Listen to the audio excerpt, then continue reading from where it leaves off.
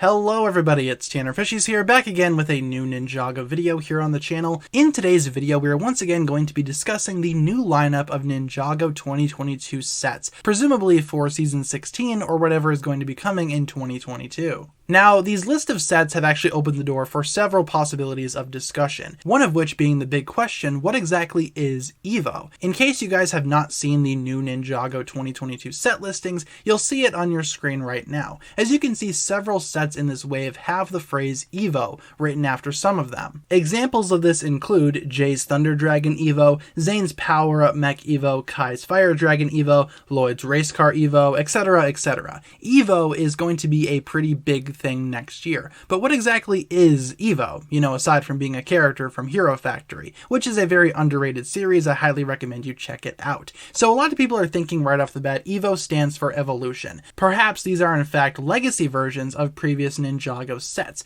hence the term EVO, evolution, legacy. It all kind of makes sense, as legacy sets are usually remakes of older Ninjago sets. Not always, but usually. And when you take into consideration the fact that Lloyd's Race Car EVO is pretty much confirmed to be a remake of the Ninja Nightcrawler from Season 8, you can basically see that EVO might in fact mean evolution. Maybe it's just a stand-in for Ninjago Legacy, or additionally, this is not an official translation. This could in fact be Legacy in the final product, though some parts about that theory don't make much sense. For example, with sets like Kai's Fire Dragon or Zane's Power Up Mech, those two sets specifically already received Legacy remakes this year, with Zane's Titan Mech coming out in January of 2021 and Kai's Fire Dragon coming out in August of 2021 for North American territories. The point is, Kai's Fire Dragon and Zane's Power Up Mech, if you want to call it that, if that's just another phrase for the Titan Mech, those already received remakes. So why would they be getting remakes again in 2022? Also, in terms of Lloyd's Race Car EVO, even if that is a remake of the Ninja Nightcrawler, why are we doing Sons of Garmadon Legacy sets? If these are indeed going to be Legacy,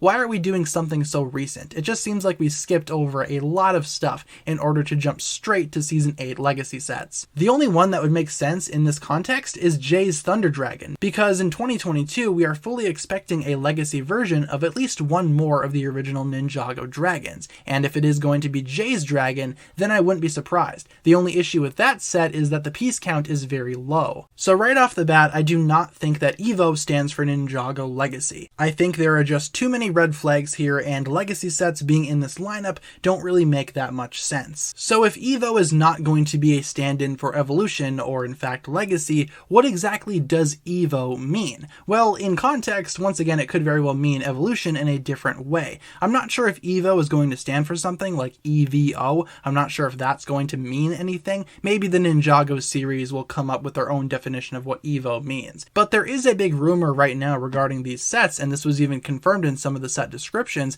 These things are going to be able to combine with each other. That is a very big topic of discussion right now among these sets. We are very much expecting the EVO sets to be able to combine. They are going to be compatible with each other, and in turn these combinations could make new vehicles, new mechs, new dragons, whatever you would like. It seems to be the theme of this wave. The theme appears to be combining things, evolving things, making something new out of something that you already have, making a new thing out of a specific set that you've already purchased, which when you break it down is pretty much the appeal of Lego. I mean, sure, Lego sets come in set boxes with various instructions and things that you were supposed to build, but those parts could pretty much build anything as long as you imagine it. With that being said, I think this wave could benefit from combining sets together and making something new out of something that you previously had. We've seen Ninjago play around with 2-in-1 sets before as well. Famously during Prime Empire, we got the Kai Mech Jet, which was essentially a 2-in-1 set. I'm expecting something very similar here for these new 2022 sets. They could be a unique line of Ninjago sets unlike anything else that has come before. This aspect of combining Ninjago sets has actually been referenced by one of the other sets in this lineup,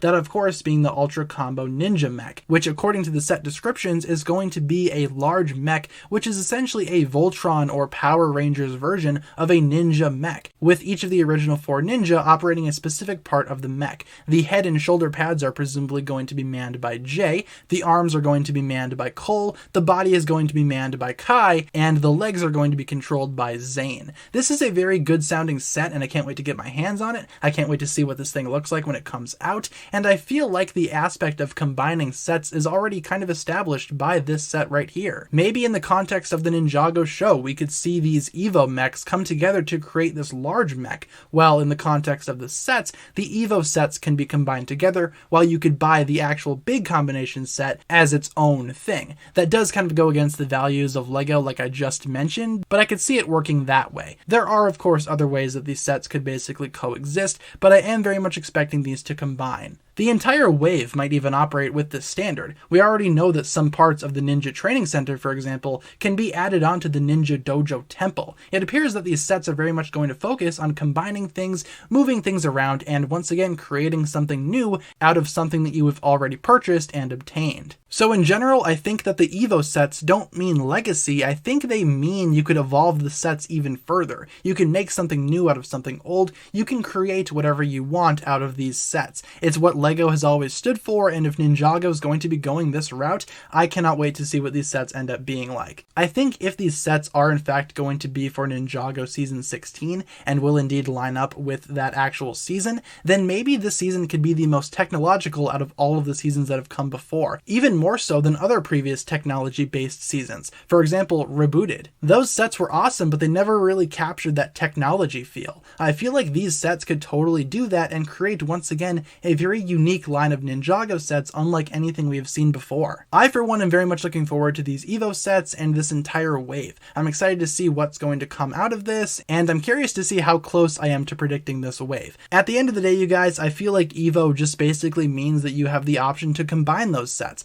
These sets are going to be compatible with one another, and I don't think it means Ninjago Legacy. I could be completely wrong about all of this. All of this video was simply just my own speculation regarding this new topic, and I'm curious to hear what you guys have to say about all of this. Leave a comment down below talking about what you think about these new Ninjago EVO sets. What do you think EVO means? Do you think it means evolution, and in context legacy, or do you think it means something else entirely? Leave all your thoughts down below in the comments, you guys, and let me know which sets you are most excited to get out of this entire set list. That's going to pretty much wrap it up for my thoughts here today, you guys. Thank you so much for watching this one. If you enjoyed, feel free to like, comment, subscribe, do all that fun stuff, and check out the links down below in the description for other forms of social media. As always, big shout out goes out to my Patreon supporters, including once again the marvelous Jan. Thank you guys so much for checking out this video once again. My name is TannerFishies, and with that I bid you farewell.